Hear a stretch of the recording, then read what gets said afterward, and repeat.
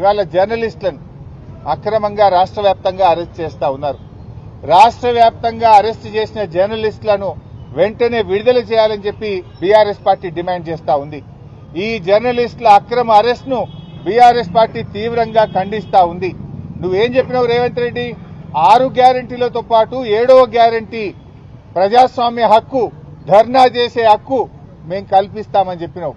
ఇవాళ జర్నలిస్టులు కనీసం బండి దిగి గేట్ కాడికి పోకముందే అరెస్ట్ చేస్తున్నావు. వాళ్ళు ప్రజాస్వామ్యయుతంగా ధర్నా చేసే అధికారం లేదా? దరఖాస్తు ఇచ్చే హక్కు లేదా? మరి నువ్వు ఆ రోజు నీ మేనిఫెస్టోలో మొదటి పేరాలోనే చెప్పినావు, ప్రశ్నించే హక్కు, ప్రజాస్వామ్య హక్కు 7వ గ్యారంటీగా ఇస్తున్నా అని చెప్పినావు. ఇవాళ రాష్ట్ర వ్యాప్తంగా జర్నలిస్టుల గొంతు కోసినావు. అందరినీ కోసినావు. ఇవాళ రైతుల్ని కోసినావు, కార్మికుల్ని కోసినావు, విద్యార్థుల్ని గొంతు కోసినావు, నిరుద్యోగుల గొంతు కోసినావు.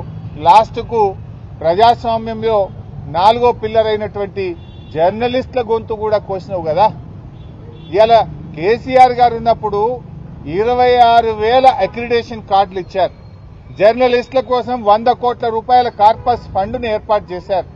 కరోనా వస్తే జర్నలిస్టులను కాపాడుకున్నారు. జిల్లాల్లో జర్నలిస్టులకు ఇండ్ల స్థలాలు ఇచ్చింది బీఆర్ఎస్ ప్రభుత్వం.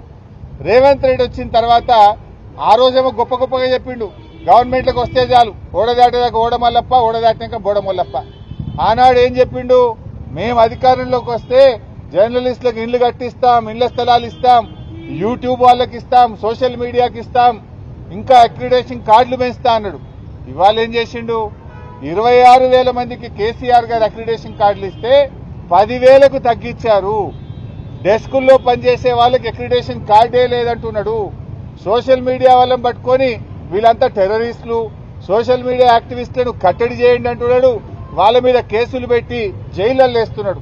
సోషల్ మీడియా యాక్టివిస్టులను అవమానపరిచే విధంగా రేవంత్ రెడ్డి మాట్లాడుతూ ఉన్నాడు. ఉగ్రవాదులతో పోలుస్తా ఉన్నాడు. ఇంత దుర్మార్గమా? నువ్వు అక్రిడేషన్ కార్డులు పెంచుతానని 26,000కి 10,000 ఎట్లా చేస్తావు? నీ అన్యాయాన్ని దరఖాస్తు పెట్టడానికో ప్రశ్నించడానికి వస్తే అక్రమంగా అరెస్ట్ చేస్తావా?